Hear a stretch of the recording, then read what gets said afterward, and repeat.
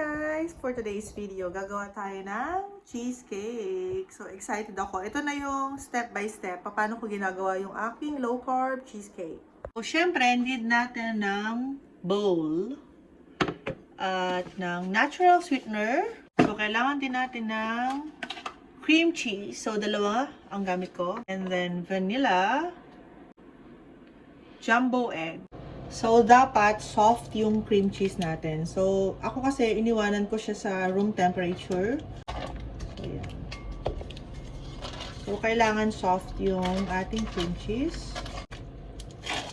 So, pag uwi ko, gagawa ko din yung aking nanay at tatay para mas healthy. Kasi pagka binibili nyo talaga sa commercial, yung sugar na ginagamit doon, sobrang sugar, white sugar. And ako, I don't recommend talaga. So, kailangan pinong-pino siya. Nakakapa ko kasi ang gulo ng buhok ko. So, yan. Kailangan lang soft talaga siya. Kasi, alam niyo yun, ulit-ulit ako. So, hahaluin lang natin siyang ganyan. And then, i-add natin yung ibang ingredients. Naalala ko dati nung nag-start ako maggawa ng mga medyo healthy kasi sobrang chubby ako talaga when I was in the Philippines. So, may mga kaiba talaga akong tinatry. Mahilig na akong mag-invento ng healthier version. So, lalagyan natin yung egg. So, gumamit ako, since 2 cream cheese siya, gagamit ako ng 3 eggs. Ay, jumbo tong gamit ko. Yun. So, room temperature din pala yung egg. Kailangan, hindi siya malamig. So, lahat nilabas ko na yan this morning.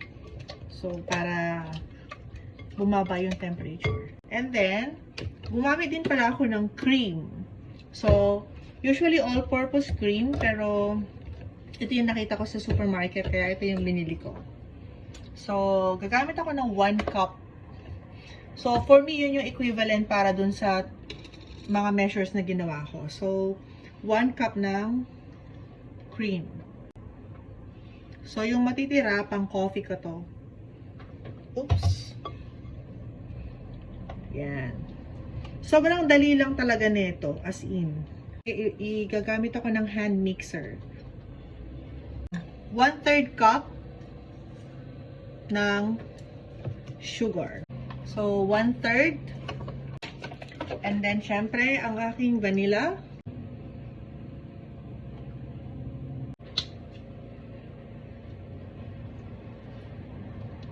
Para mabalanse.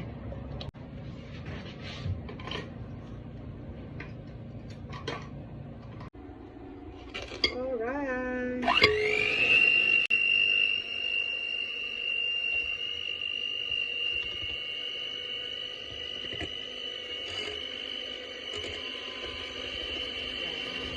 Mixer lang natin siya. So, yan. So, since smooth na siya, prepare ko na to. Dapat bilog. Kaso, hindi naman to ganun kadami at yung gamit ko dito malaki masyado. So, pang-apatan. So, since dalawa lang to, itong medyo smaller lang yung gagamitin ko, parang paslay. So, okay lang naman din. Kung anong gusto nyo, bahala kayo. So, let's do it. So, transfer ko lang to dito. And I'll be using a strainer para medyo mas pino siya. So, let's go. So, yan. Ganyan siya. Diba? Amoy pa lang, panalo na. So, 180 for 35 minutes. Oops. So, let's go.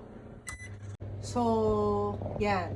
So, now, maganda tayo ng 30 to 35 minutes and see what will happen. I'm so excited. Actually, isa to sa pinaka-favorite kong gawin. Diba, napakadali lang. Yun nga lang, kapag ako lang nagbi-video, mahirap. Kasi edit. But, I mean, isa to sa paborito kong dessert na ginagawa.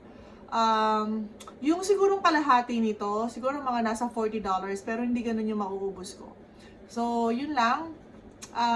Tingnan natin mamaya kung anong magiging result. So, let's wait and see. Yes. if you can only smell, it's so good. So, cool down natin siya.